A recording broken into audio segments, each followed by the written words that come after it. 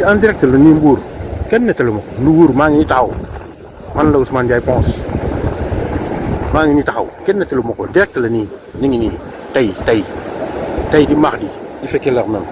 tey di mardi je vous dirai tout de suite l'heure à 11h42 ñu génn ay corps regardez ils ont ramassé plusieurs corps presque il paraît qu'il y a 200 dans la mer ñi la ñu foree ndànk-ndànk ils sont là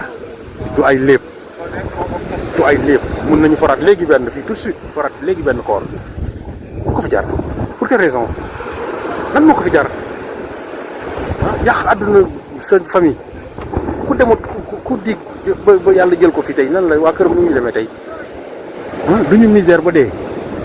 du ko fi jar te yow yaa ngi doon dund di añ di reer di ndekki am say copain di tëdd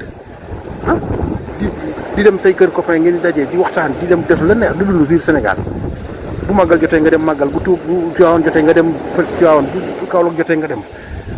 tey ngi nii vous avez tout bafouillé je parle aux morts même ils ont tout bafouillé xoolal koor yi ñuy génn regardez-moi ça vous pensez que ça c'est ndax lan alalu àdduna xoolaat leen waxtaan leen ak xañ doom yenn kilifa yi aussi bu leen pousse seen doom yi naan de xoolal doomu diw yéenay pousse seen doom bu ñuy def li ñu war a def arrêtez ça